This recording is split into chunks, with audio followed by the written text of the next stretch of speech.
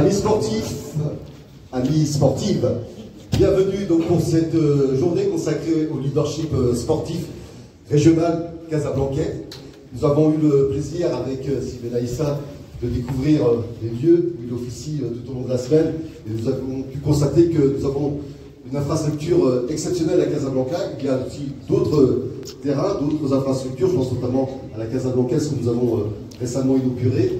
Alors nous avons effectivement l'infrastructure, tous les ingrédients sont là, sont réunis pour pouvoir faire émerger le sport de haut niveau, au niveau régional, et Casablanca doit se positionner aujourd'hui comme un pôle d'excellence pour les sportifs de haut niveau.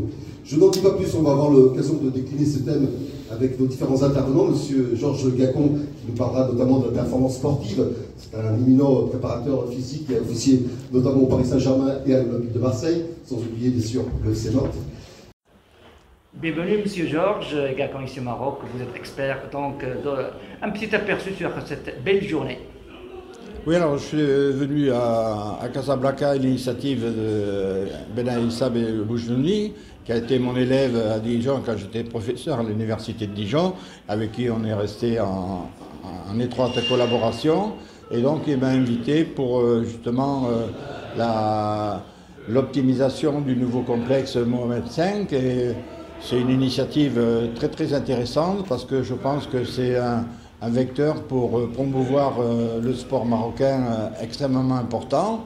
Et donc je vais un peu apporter quelques conseils d'optimisation de l'entraînement, qu'est-ce qu'il faut faire dans le centre, comment bien gérer les entraînements et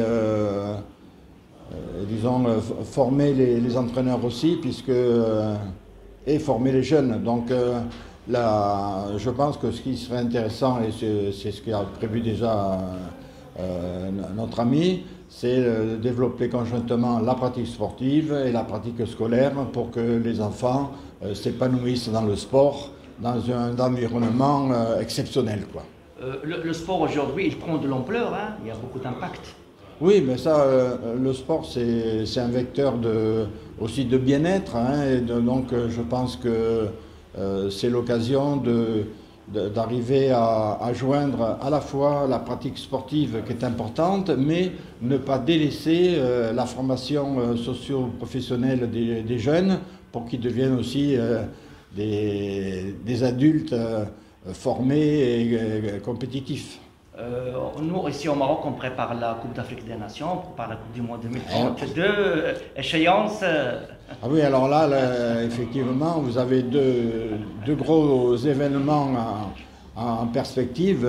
Ça, c'est sûr que la Coupe des Nations pour le football et puis la Coupe du Monde. Donc, alors, j'ai vu que vous étiez candidat, que vous avez été battu par les États-Unis, mais d'un autre côté, je pense que c'est peut-être mieux de l'avoir en 2030, ce qui laisse 6 ans pour bien préparer et faire encore mieux que ce que vous auriez fait si vous l'aviez eu qu'en 2026. Donc là, ça va être, je crois, un booster énorme pour le Maroc d'avoir cette Coupe du Monde, parce que je vois les Jeux Olympiques en France comme ça, l'impact que ça a eu. Donc la Coupe du Monde en 2030, ça va être, je pense, splendide et exceptionnel. Je vous laisse pour le dernier, le mot le dernier, pour vos sentiments ici au Maroc. Ah ben, moi, si vous voulez, ça fait déjà plusieurs fois que je viens au Maroc. J'ai beaucoup d'amis au Maroc, beaucoup d'anciens élèves aussi au Maroc, donc je suis comme chez moi ici. Bienvenue.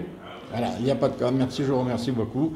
Et je vous dis, je suis très heureux de venir ici au Maroc. D'ailleurs, mon fils, il travaille, donc vous voyez, c'est presque chez moi.